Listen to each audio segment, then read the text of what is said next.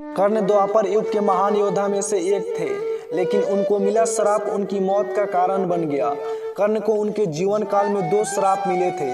उन्हें पहला श्राप उनके गुरु भगवान परशुराम ने दिया था, जबकि दूसरा श्राप एक ब्राह्मण ने दिया था। कर्ण को बचपन से ही धनुर्धर बनने की चाहत थी, लेकिन सूतपुत्र होने के कारण कोई उन्हें शिक्षा नहीं देता था। जब वह धनुर्विद्या सीखने के लिए गुरु द्रोणाचार्य के पास जाते हैं, तो वह भी कर्ण के सूतपुत्र होने के कारण उसे धनुर्विद्या देने से मना कर देते हैं। इससे कर्ण निराश होकर भगवान परशुराम के पास पहुंच जाते हैं, लेकिन भगवान परशुराम भी सिर्फ ब्राह्मणों को ही विद्या देते थे।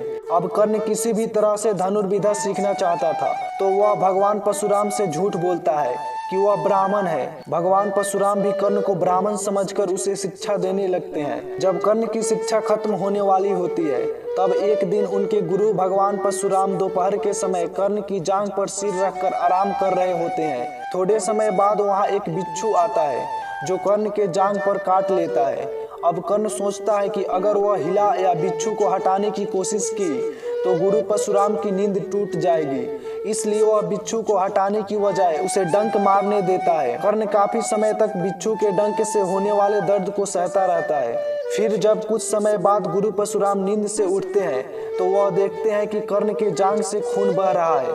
यह देखकर भगवान परशुराम गुस्से में कहते हैं, इतनी सहनशीलता सिर्फ किसी क्षत्रिय में ही हो सकती है। तुमने मुझसे झूठ बोलकर ज्ञान हासिल किया है कि जब भी तुम्हें मेरी दी हुई विद्या की सबसे ज्यादा जरूरत होगी, उस समय वह काम नहीं आएगी। इससे निराश होकर कर्ण अपने गुरु से कहता है कि वह स्वयं नहीं जानता है कि वह किस वंश और कुल का है। ऐसे में वह सारी बातें अपने गुरु परशुराम को बताते हैं। यह जानने के बाद भगवान परशुराम को श्राप देने पर पछतावा होता है, लेकिन दिया हुआ श्राप वापस नहीं लिया जा सकता था।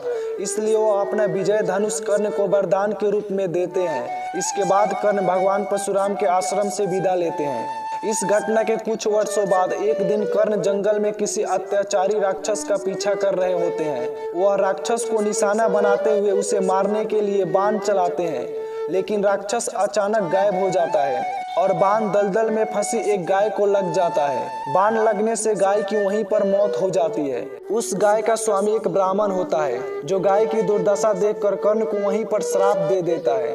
श्राप में ब्राह्मण कहता है कि जिस तरह तुमने एक असहाय गाय को मारा है, ठीक उसी तरह ही एक दिन तुम्हारी भी मृत्यु होगी। आगे चलकर इन दोनों श्राप का प्रभाव महाभारत के युद्ध में नजर आया।